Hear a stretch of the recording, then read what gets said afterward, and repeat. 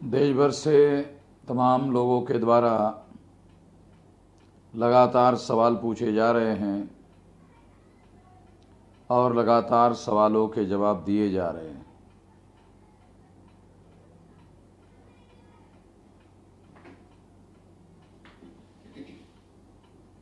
Comment box में लिखित सवाल पूछे जाएं, उनके जवाब दिए जाएंगे। अभी सिलसिलेवार क्रमबद्ध तरीके से आप लोगों के सवालों के जवाब दिए जाएंगे। सुजीत गौतम, झारखंड। मूल निवासियों को हिंदू कहे जाने से पहले क्या कहा जाता था? यदि हम ऋग्वेद का, जो ब्राह्मणों का धर्म ग्रंथ है ऐसा ब्राह्मण कहते हैं, और पहला ग्रंथ है, उसमें ब्राह्मणों के लिए देव कहा जाता था और मूल निवासियों के लिए दानव, दैत्य और राक्षस कहा जाता था। जब पर्शियन भाषा बोलने वाले लोग, विदेशी आक्रांता लोग जब भारत में आए तो उस समय सबसे पहले हिंदू शब्द उनके साथ विदेश से भारत में आया। और ये बहुत ज़्यादा पुराना नहीं है, ये अर्वाचीन शब्द है, इसलिए ये पुराना शब्द नहीं है, बहुत पुराना नहीं है। ब्राह्मणों के धर्म ग्रंथों में वेद, श्रुति, स्मृति, पुराण, रामायण और महाभारत, गीता, इसमें कहीं पर भी हिंदू शब्द नहीं है। हिंदू संस्कृत भाषा का, हिंदी भाषा का शब्द नहीं है, भारतीय भाषा का शब्द नहीं है। हिंदू पर्शियन भाषा का शब्द है, इसे समझना जरूरी है। और पर्शियन भाषा विदेशी है। मूलाराम मेघवाल।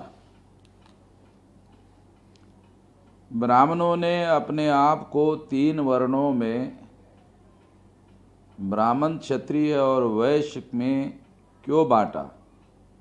ब्राह्मणों ने अपने को 3 वर्णों में बांटा, ये मूलाराम जी कौन से धर्म ग्रंथ में लिखा हुआ है, इसके बारे में पहले हमें जानकारी दीजिए। कहाँ पर लिखा हुआ है, उसके बाद इस सवाल का हम जवाब देंगे। सुखदेव वसावा।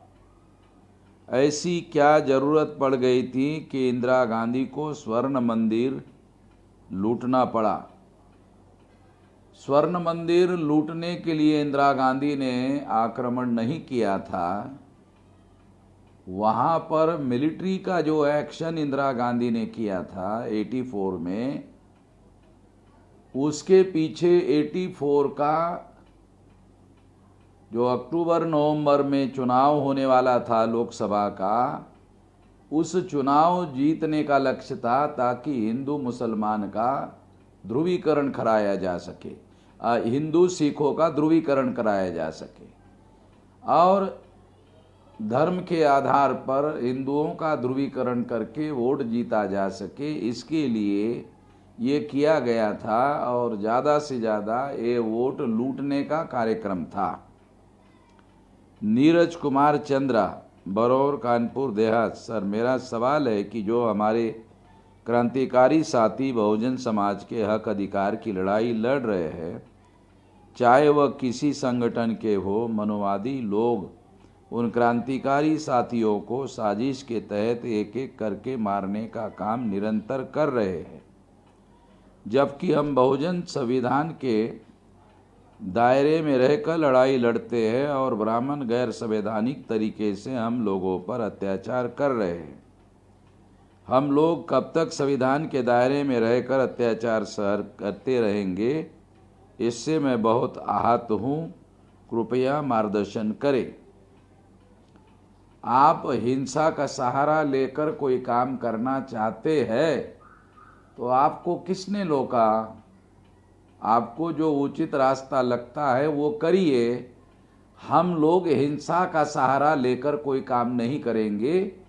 जो बाबा साहब आम्बेडकर के द्वारा संविधान लिखा गया है, उस संविधान के दायरे में रहकर जो कार्य करना चाहते हैं उन लोगों को साथ में लेकर हम काम करेंगे।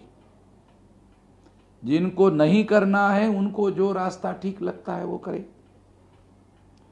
Advocate Manipal Singh Barodkar, Indian legal professional association जिला अध्यक्ष देवास, एमपी में बहुजन क्रांति मोर्चा के बैनर तले हमने सहायक संगठनों के सहयोग से 8/1/2020 को विशाल रैली निकाली और ज्ञापन दिया। हमें परमिशन नहीं दी।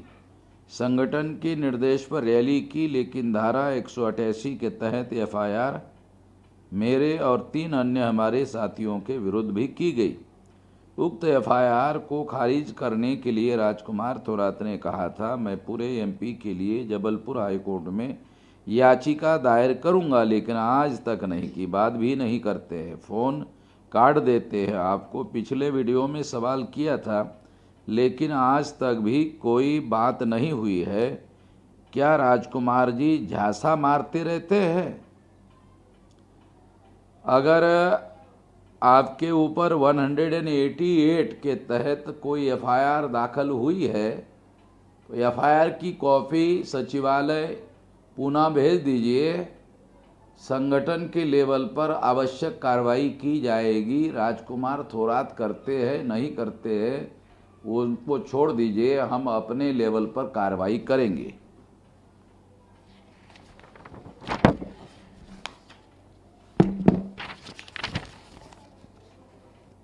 कुशाल मेघवाल गोसाई, नगर नादिया कल्ला, जोधपुर, राजस्थान। सर, मेरा सवाल है कि तानाशाही और राजाशाही एक ही है या अलग अलग है? तानाशाही एक व्यक्ति के नियंत्रण की सत्ता को कहा जाता है और राजाशाही वंश परंपरागत सत्ता को कहा जाता है। राजा के घर में राजा पैदा होता है और राजाशाही कुछ हद तक इंस्टीट्यूशनलाइज है। तानाशाही इंस्टीट्यूशनलाइज नहीं है, वो मिलिट्री की या कुछ ऐसी शक्ति का उपयोग करके सत्ता पर कब्जा करते हैं। चंद्रकांत नागावकर, स्थापत्य कला के महान कलाकार आज के घुमंतू जाति के हैं, तो उन्हें घुमंतू किसने बनाया और क्यों बनाया? इस देश में जो विदेशी ब्राह्मण हैं उनके और मूल निवासियों के बीच में जो संघर्ष हुआ, उस संघर्ष की वजह से घुमंतू जातियों के ऊपर जो मूल निवासी है उनके ऊपर ये जीवन जीने का कठिन प्रसंग आया हुआ है। संगठन के सुप्रीम कोर्ट के वकील माननीय राजकुमार थोरात सर, इनको कार्यकर्ता कॉल करने का वक्त तय किया जा सकता है, निश्चित रूप से तय किया जा सकता है। उस समय पर वो कॉल ले सकते हैं, इस पर हम बात करेंगे। कुणाल वासनिक, जिला यवतमाल से, आपका 2012 में भारत मुक्ति मोर्चा द्वारा कार्यक्रम हुआ था। उस कार्यक्रम में आपने कहा था कि नानक चंद्र रत्तू घर की साफ सफाई कर रहे थे। साफ सफाई करते वक्त उन्हें कुछ शराब की बोतलें मिली और वह बोतल लेकर बाबा साहब के पास गए और कहा कि बाबा साहब, आप तो पीते नहीं हो, फिर यह शराब की बोतलें घर पर कैसी? तो बाबा साहब ने नानक चंद्र रत्तू को कहा कि तुझे पता नहीं है कि नेहरू अपने यहाँ आते जाते रहते हैं, तुझे समझना चाहिए कि ऐसा आपने अपने भाषण में कहा था। तो यह क्या किस्सा है और इससे क्या सबूत है? आप हमें ये प्रमाण करके बताइए, क्योंकि यवतमाल में हम जब भी प्रचार करते हैं बामसेफ का तो हम लोग हमें यही सवाल पूछते हैं और हमारा विरोध करते हैं। विस्तार से बताइए। कुणाल वासनिक जी, आप जिस विषय पर मैंने भाषण दिया था उसका वीडियो रिकॉर्ड हमारे पास भेज दीजिए और पहले आप सुन लीजिए। जो लोग संदर्भ विहीन बात करते हैं उनकी बातों को ज़्यादा तवज्जो देने की ज़रूरत नहीं है। ऐसे बहुत सारे लोग हैं जो बाबा साहब आम्बेडकर के निर्देशों के विरोध में काम करते रहते हैं और फिर भी बाबा साहब आम्बेडकर की बात करते रहते हैं। वो बाबा साहब को मानते हैं, बाबा साहब की नहीं मानते हैं। इसलिए पहले आप वो पूरा वीडियो कार्यक्रम का सुन लीजिए और उसके बाद सवाल पूछिए। उसके बाद सवाल जब पूछोगे तो आपको जवाब दिया जाएगा। लोग सवाल पूछते हैं तो वो क्या सवाल पूछते हैं, कौन सवाल पूछते हैं और किस संदर्भ में पूछते हैं। अगर आपको जवाब देना नहीं आता है तो हमारे सीनियर लोगों से संपर्क करिए, मगर आप पहले पूरा भाषण सुन लीजिए। आदित्य कुमार, सर मेरा सवाल यह है कि जब हम 85% है तो इधर जब 85% की बात होती है उधर बचे हुए 15% में संगठन के द्वारा मात्र 3.5% की बात की जाती है कि यानी ब्राह्मण हमारा शोषण करता है, तो बचे हुए 11.5% लोग हमारे हितैषी है क्या? कृपया आप अपना राय दें।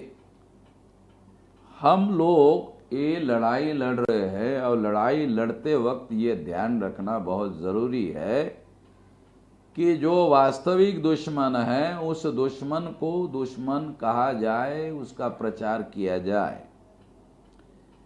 ब्राह्मण, क्षत्रिय और वैश्य लोगों को इस काम को करने के लिए पहल करके जोड़ते हैं।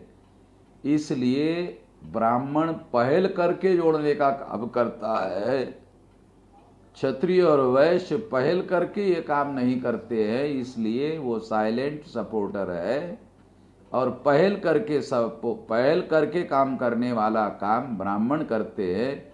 इसलिए वास्तविक दुश्मन और वास्तविक शत्रु वही है, इसे समझना जरूरी है। सरिता यादव, योगेंद्रनाथ मंडल की कहानी बयां करिए। इसके पहले हम लोगों ने इसके बारे में जानकारी दी हुई है, रिपीट सवाल पूछने का कोई मतलब नहीं है। जगदीश बाली, आपको बस इतना सा सवाल है कि हम 20 साल से बामसेफ भारत मुक्ति का काम करने के बाद आज क्यों दोबारा बीजेपी सत्ता में आई? क्या ईवीएम से सत्ता में आई? तो क्या इसका इलाज में और 20 साल लगेगा? क्यों बहुजनों को मूल्यवासी सत्ता से पीछे है? रिजेक्ट उल्टा क्यों है? सत्ता कब मिलेगी मूल निवासियों को? आज एक भी सीट क्यों नहीं आती है? मूल निवासी बोल कर क्या हासिल? केडर कैंप कर पैसे देकर क्या फायदा हुआ? आज तक क्यों झूठ बोला? भारत के 30 करोड़ जनता सड़कों पर उतरेगी, कब उतरेगी? जगदीश बाली जी, आप कहाँ के रहने वाले हैं? आपका पोस्टल एड्रेस और आपका टेलीफोन नंबर बताइए, तो आपको अगले बार इसका विस्तार से जवाब दिया जाएगा। दिलीप बेतासिया, सर ये राइट ऑफ क्या है? अभी ये 28,000 करोड़ रुपए की माफ़ी दी गई मोदी, चोकसी, माल्या को, तो बचाव में जावड़ेकर ने कहा माफ़ी नहीं दी गई है पर राइट ऑफ किया है। तो सर इसके बारे में थोड़ा प्रकाश डालिए। जो शासक वर्ग होता है वो शब्दों का खेल खेलता है। बीजेपी वाले इसीलिए केवल राइट ऑफ के नाम पर शब्दों का खेल कर रहे हैं, इसे समझने की ज़रूरत है। दिलीप घट से, respected sir, we know that you are very strong and enough but we need simultaneously the person like you who's that। अभी हम लोग एक आंदोलन फिर इस बात को आगे बढ़ाया खापर्डे साहब ने। फिर इस बात को खापर्डे साहब के द्वारा हमारी जिम्मेदारी लगाई गई और इस तरह से हम लोग इस बात को लगातार आगे बढ़ा रहे हैं। और इस आंदोलन में नेतृत्व का शून्य कभी निर्माण पहले नहीं हुआ, आगे भी नहीं होगा। ये कैडर बेस ऑर्गेनाइजेशन है, ये कोई क्राउड बेस ऑर्गेनाइजेशन नहीं है। इसे समझने की जरूरत है। गौतम आर के बौद्ध, आदिवासियों को बाबा साहब ने आदिवासी शब्द से एसटी में क्यों परिवर्तित किया? बाबा साहब ने एसटी के रिजर्वेशन के लिए क्या काम किया? आदिवासी बोलते हैं कि जयपाल मुंडा ने ही आदिवासियों के लिए काम किया, मार्गदर्शन करे। ऐसा प्रचार करने वाले जो लोग हैं वो शेड्यूल कास्ट और शेड्यूल ट्राइब और बैकवर्ड क्लासेस के बीच में झगड़े लगाने का काम कर रहे हैं और आदिवासियों का सेग्रीगेट करने का ब्राह्मणों के इशारे पर दलाली करते हुए कर रहे हैं। उन लोगों से सावधान रहने की ज़रूरत है। बाबा साहब और जयपाल मुंडा में कभी कोई टकराव नहीं था, कभी कोई झगड़ा नहीं था और संविधान लिखने की जिम्मेदारी बाबा साहब आम्बेडकर की थी। इसके आधार पर ये अधिकार और इसकी लड़ाई झगड़ा करने का और इसके लिए संवैधानिक आधार प्रोवाइड करने का सारा काम बाबा साहब आम्बेडकर के द्वारा किया गया है। ऐसा हिस्टोरिकल सबूत है। जो लोग ऐसा प्रचार करते हैं उन लोगों को सबूत मांगिए। बगैर सबूत के वो बातें कर रहे हैं तो किसी न किसी के इशारे पर कर रहे हैं, उसको समझने की जरूरत है। आशीष बिरला, सर क्या ईश्वरचंद विद्यासागर, दयानंद सरस्वती, बंकिम चंद्र चट्टोपाध्याय ने उच्च नीच, छुआछूत और जातिवाद और महिलाओं के लिए लड़ाई लड़ी थी या नहीं? सर प्लीज बताइए। बिल्कुल नहीं लड़ी थी। ये लोग केवल हमारे लोगों का आज़ादी के आंदोलन में समर्थन हासिल करने के लिए ऐसा कर रहे थे ताकि ब्राह्मणों का समर्थन मिल सके और ब्राह्मण अंग्रेजों के गुलामी से आज़ाद हो सके। इसे समझने की जरूरत है। सर स्वतंत्रता की पहली लड़ाई ब्राह्मण मंगल पांडे ने की थी या फिर हमारे किसी मूल निवासी ने इस पर ध्यान दी? मेरठ में मंगल पांडे था ही नहीं। अगर आप मेरठ में जाइए तो मेरठ में जो डॉक्यूमेंट और जो पत्थर पर लोगों के नाम खोदे हुए हैं उसमें कहीं पर भी मंगल पांडे का कोई नाम खोदा हुआ दिखाई नहीं देता है। इसलिए हमें ये ध्यान रखना होगा। तो इसके आधार पर मंगल पांडे का हिस्टोरिकल नाम गलत है ऐसे कहा जा सकता है। MD Ravi, sir OBC SC ST के दुकानों पर भगवा झंडा लगवाकर जबरदस्ती हिंदू बनाया जाता है तो क्या आप उस पर एफआईआर करेंगे? यदि जो दुकानदार है वो अगर ऐसा करने के लिए सहमति से हमारे पास कंप्लेंट करता है तो उसके आधार पर एफआईआर किया जा सकता है। अगर वो इसके लिए लिखित कंप्लेंट करे तो किया जा सकता है हमारे पास।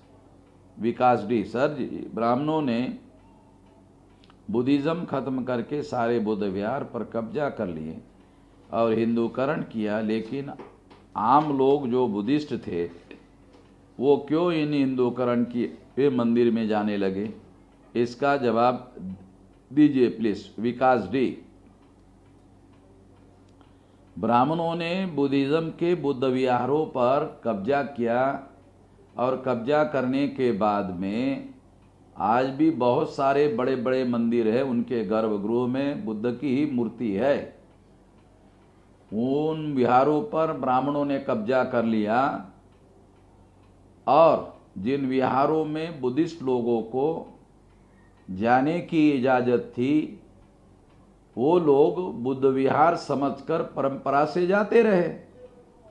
वो मंदिरों में थोड़ी जाते रहे, वो तो बुद्ध विहारों में जाते रहे और बाद में ब्राह्मणों ने कब्जा करके उन विहारों को मंदिरों में रूपांतरित कर दिया। इसे समझने की जरूरत है। और बाद में उन लोगों को, जो बुद्धिस्ट थे, उन लोगों को इस देश में जब उन्होंने कब्जा कर लिया तो कब्जा करने वाले लोगों ने पढ़ने लिखने के अधिकार से वंचित कर दिया और इस तरह से उनका जो ओरिजिनल इतिहास था वो इतिहास दबा दिया गया। अगर अंग्रेज भारत में नहीं आते तो इस इतिहास का बिल्कुल भी पता नहीं चलता, जमीन के नीचे गड़प हो गया होता। लालचंद मेहरानिया, सर मेरा एक सीधा साधारण प्रश्न है कि आजकल बहुजन समाज के और विशेषकर अनुसूचित जाति जनजाति के नेताओं और कार्यकर्ताओं द्वारा फेसबुक पोस्टरों पर लोग शर्मनाक तरीके से सवाल जवाब क्यों करने लगे हैं, जबकि वह सरकार प्रशासन में हो तब कुछ नहीं बोलता और लिखा जाता है। हमारे लोगों के बीच में दो बातें हैं, एक तो पढ़े लिखे लोग नहीं हैं और जो है उनको दूरदृष्टि का अभाव है और इस वजह से वो छोटी छोटी बातों के ऊपर लड़ाई झगड़ा करते रहते हैं। उसी वजह से उनको गुलाम बनाए रखना ब्राह्मणों को संभव होता है, ये उनको समझ में नहीं आता है, इस वजह से ऐसा होता है। नरेंद्र गोस्वामी, हमारे ज़्यादातर संगठन उस प्रभावशील व्यक्ति के बाद जाने पर बिखरने क्यों लगते हैं? क्या बामसेफ जो आपके वर्चस्व में हैं, क्या आपके जाने के बाद इसमें बिखराव नहीं आना चाहिए? उसके लिए आप क्या व्यवस्था की गई? हम नहीं चाहते ये संगठन टूटे। इसके पहले भी मैंने इस तरह के सवालों का जवाब दिया गया है। जब बामसेफ शुरू की गई तो दीना भानाजी के द्वारा इस मामले को शुरू किया गया। बाद में इसका नेतृत्व काशीराम जी के पास आया। काशीराम जी के जाने के बाद में इसका नेतृत्व बामसेफ का डीके खापरडी जी के पास में आया। डीके खापरडी जी के द्वारा इसका नेतृत्व वामन मेश्राम यानी मेरे पास आया और मैं लगातार इस आंदोलन को आगे बढ़ाने में लगा हुआ हूँ और निश्चित रूप से हम लोगों ने इस आंदोलन को यहाँ तक पहुँचाया और यहाँ तक पहुँचाते वक्त इस आंदोलन में कहीं पर भी नेतृत्व का शून्य पैदा नहीं हुआ, क्योंकि ये क्राउड बेस ऑर्गेनाइजेशन नहीं है, ये कैडर बेस ऑर्गेनाइजेशन है और कैडर बेस ऑर्गेनाइजेशन में first line, second line, third line leadership बरकरार रहती है। नरेंद्र गोस्वामी, महेश चौहान, हुई शूद्रा में बाबा साहब ने आर्य शब्द को जातिवाचक नहीं कहा, आपकी क्या राय है? हुई शूद्रा में उन्होंने कहाँ पर, कौन से पेज में ये लिखा हुआ है, वो सारा का सारा हमें लिख कर भेजिए ओरिजिनल, उसके बाद हम इसका जवाब देंगे। क्योंकि ज़्यादातर हमारे लोग सुनी सुनाई बातों पर यकीन करते हैं। प्रमोद सैनी, सर आर्यभट्ट क्या भारत के मूल निवासी थे?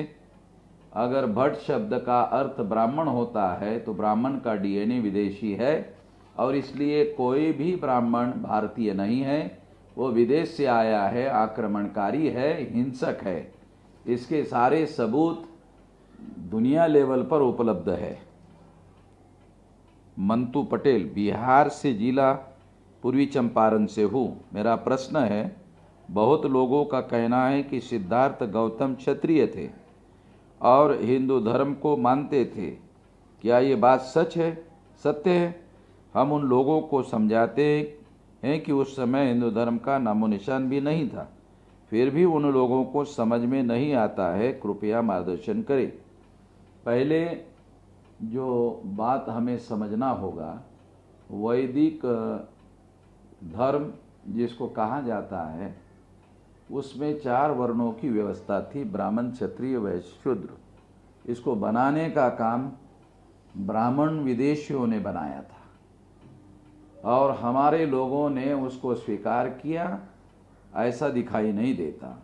अगर बुद्ध वर्ण व्यवस्था को मानते तो फिर उनको क्षत्रिय माना जाता, बुद्ध जिस गण संस्था की पैदाइश थे, वो गण संस्था में एक व्यवस्था थी कि राजा रोटेशन से बनाया जाता था और उसके लिए जन्मजात क्षत्रिय होना जरूरी नहीं था। ब्राह्मणों की वर्ण व्यवस्था में राजा बनने के लिए क्षत्रिय होना अनिवार्य पूर्व शर्त थी और गण संस्था में राजा रोटेशन से हुआ जा सकता था, उसके लिए क्षत्रिय होना जरूरी नहीं था और इसीलिए बुद्ध ने अपने को क्षत्रिय मानने का कोई कारण उपलब्ध नहीं है। इसे सही तरीके से समझने की ज़रूरत है। जहाँ तक दूसरा मुद्दा है कि हिंदू नाम का जो शब्द है वो पर्शियन भाषा बोलने वाले आक्रमणकारी जो मुस्लिम थे जो भारत में आए, उनके द्वारा भारत में ये शब्द आया। उसके पहले ये शब्द उपलब्ध ही नहीं था। मुसलमानों के आक्रमण और आगमन के पहले भारत के लिटरेचर में हिंदू शब्द उपलब्ध नहीं है। इसे समझने की और जानने की ज़रूरत है।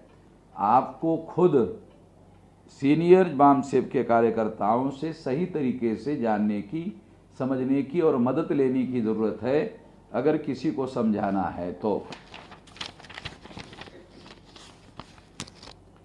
नीलेश शेवड़े सर, राजरत्न जी फेसबुक पर बुद्धा एंड धम्मा के बारे में जानकारी देने का कार्यक्रम ले रहे थे। उसमें वो सिद्धार्थ गौतम के गोत्र के बारे में बता रहे थे, तो क्या बहुजन मूल निवासियों का गोत्र होता है या नहीं होता है? अगर गधेपंथी और नालायकी राजरतन ने किया तो उसका जवाब उसके नालायकी का उसी को पूछो, हमें पूछने की ज़रूरत नहीं है। शिवम सिंह गौतम, ग्राम रसूलपुर, कुरवा खुर्द से विद्यार्थी मोर्चा जिला यूनिट कानपुर देहात से हूँ।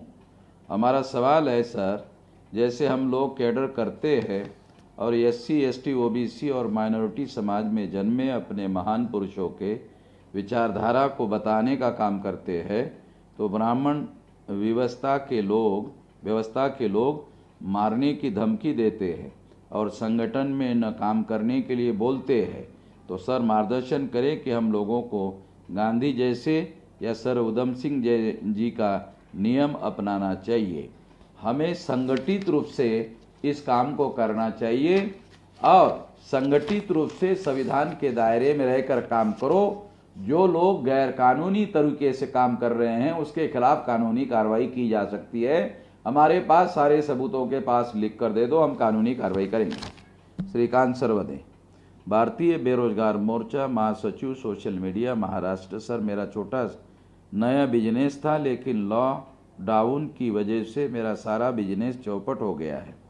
इस वजह से मेरा आर्थिक हालत बेहद ख़राब हुई है। क्या बामसेब मुझे कुछ मदद कर सकता है? सचिवालय में सारा डिटेल विस्तार से लिख कर भेजिए, उसके बाद विचार करेंगे।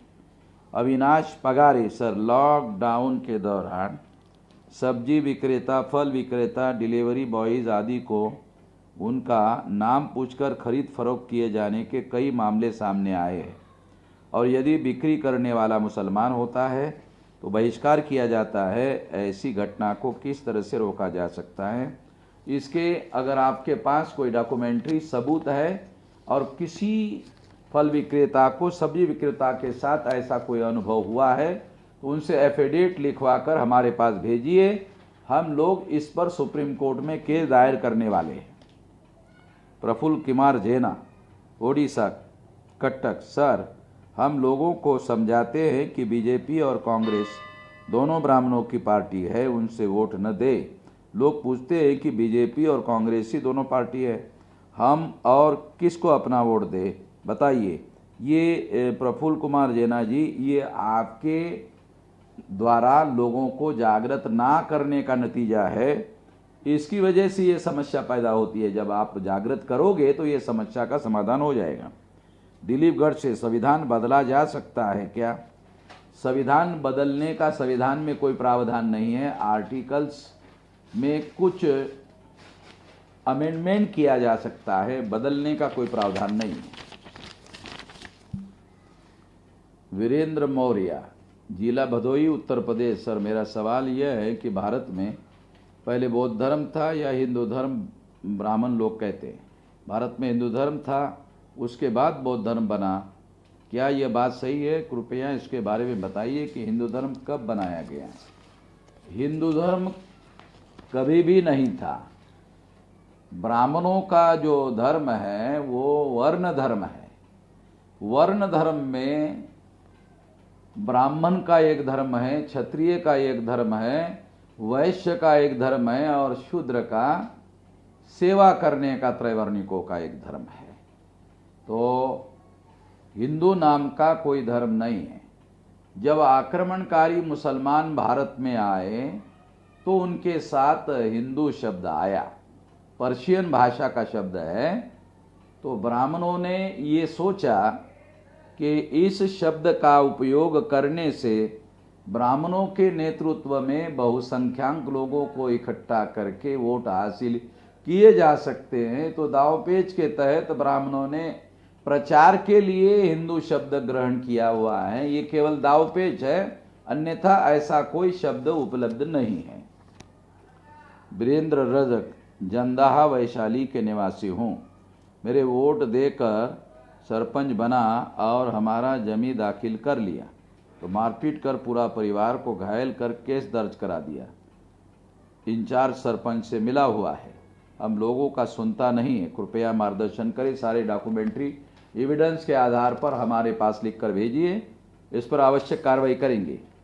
प्रकार चंद, मेरा सवाल है कि कोरोना की आड़ में और मूल्यवासी बहुजन समाज को रामायण और महाभारत में उलझा कर बहुजन क्रांति मोर्चा के बढ़ते आंदोलन को रोकना तो नहीं है। निश्चित रूप से वो इस तरह की कोशिश कर रहे हैं। आपको अपने लोगों को जगाने का काम करिए। गाँव के विकास के बजाय कस्बों और शहरों का विकास क्यों किया गया? गाँवों के रोजगार खत्म किसने किया?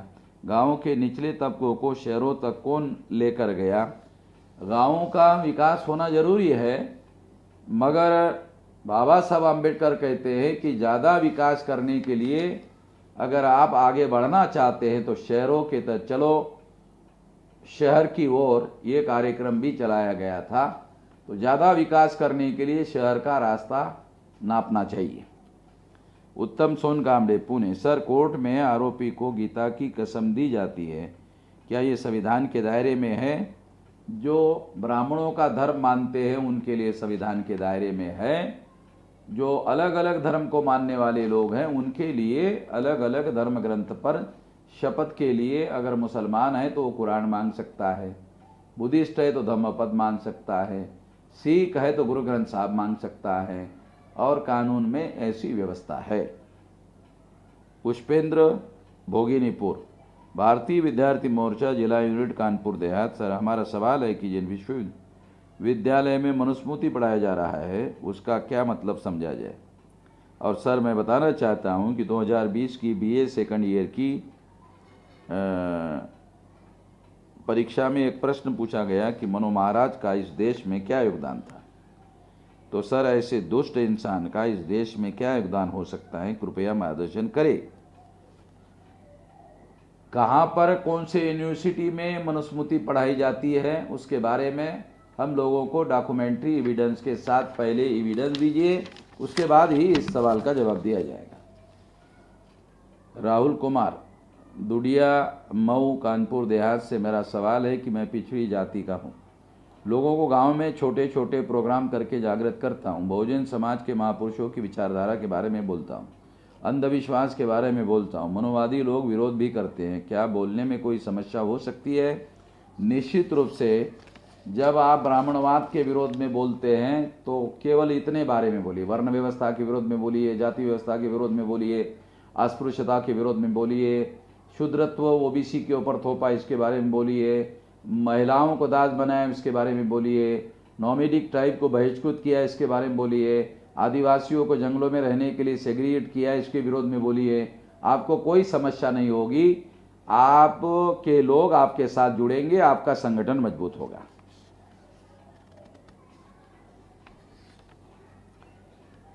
जितेंद्र कुमार, वर्धन। सर, मेरा सवाल यह है कि ओबीसी के लोग कर्मकांड पूजा पाठ को छोड़ नहीं रहे।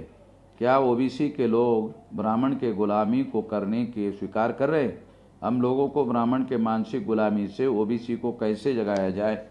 कर्मकांड का मुद्दा उठाने के बजाय वर्ण व्यवस्था, जाति व्यवस्था, अस्पृश्यता, आदिवासियों का सेग्रीगेशन, शूद्रत्व ओबीसी पर थोपा और घुमंतु जातियों का बहिष्कृत किया, महिलाओं को दास बनाया, इन मुद्दों के विरोध में ओबीसी लोगों को या तमाम बहुजनों को जागृत करने का काम करिए, लोग आपका साथ देंगे। राजेश कुमार चौधरी, राजेश चौधरी मथुरा, मैं जानना चाहता हूँ ये गुलाम भारत में साइमन कमीशन का स्वागत लाहौर में सर छोटू राम जी कर रहे थे, तो लाला लजपत राय विरोध कर रहे थे, तो वहाँ किस की पार्टी की सरकार थी? लाला लजपत राय ब्राह्मणों के आज़ादी का जो आंदोलन चल रहा था उस आंदोलन में थे। सर छोटू राम जी पंजाब में जो जाट जाति है, जो वर्ण व्यवस्था में जिनको ब्राह्मणों ने शूद्र घोषित किया था, उस जाति के थे। तो ब्राह्मणों की साजिश को समझ गए थे, इसलिए उन्होंने साइमन कमीशन का स्वागत करके अपने लोगों को अधिकार हासिल करने की कोशिश की, इसके लिए स्वागत किया। इधर महाराष्ट्र में बाबा साहब अम्बेडकर ने स्वागत किया था और पंजाब में सर छोटू राम जी ने स्वागत किया था, लखनऊ में यशदी सिंह चौरासिया जी ने स्वागत किया था। तो ये लोग जागृत थे, पढ़े लिखे थे और कानून के जानकार थे और अपने लोगों को हक अधिकार मिल सकता है इसके बारे में जागृत थे। दुखंती कुमार, मसूरिया, बलिया, उत्तर प्रदेश। आदरणीय वामन मेश्राम साहब, हमारे यहाँ भीम चर्चा गांव-गांव में घूमकर भीम के विचारों का प्रचार प्रसार महिलाएं करती है। क्या हम भीम चर्चा के साथ बामसेब का भी प्रचार प्रसार कर सकते हैं? निश्चित रूप से कर सकते हैं, मगर बामसेब के लोगों के साथ कोऑर्डिनेशन से करिए। डॉक्टर प्रियंका गौतम, ग्राम अंगदपुर, मुंगीसापुर, कानपुर देहात। जब बाबा साहब आम्बेडकर जी का संविधान नहीं लागू होता तब सभी महिलाओं की कैसी स्थिति थी? गुलामी की स्थिति थी। सर, बाबा साहब आम्बेडकर जी के द्वारा लिखी गई पुस्तक हिंदू कोड बिल के बारे में कृपया जानकारी दीजिए। हिंदू कोड बिल पुस्तक नहीं था, ये एक कानूनी दस्तावेज था, इसको आपको सही तरीके से समझना होगा। राज रहांगड़े, मैं आपके माध्यम से जानना चाहता हूं कि आपको कोरोना के RT-PCR टेस्ट के आंकड़ों की रियलिटी पर कितना यकीन है और यह किसकी सलाह अनुसार है, जबकि उक्त टेस्ट के कुछ प्रतिशत आंकड़ों के गलत पाए जाने की संभावना रहती है। उसके बावजूद भी आपके द्वारा भारत सरकार से टेस्टिंग की मांग से अधिकांश बहुजनों के जीवन से खिलवाड़ होने की संभावना से इनकार नहीं किया जा सकता। राजस्थान में रैपिड टेस्ट के 95% फॉल्स रिजल्ट आए तो क्या गारंटी है कि RT-PCR टेस्ट किट के रिजल्ट भी सही पाए जाएंगे?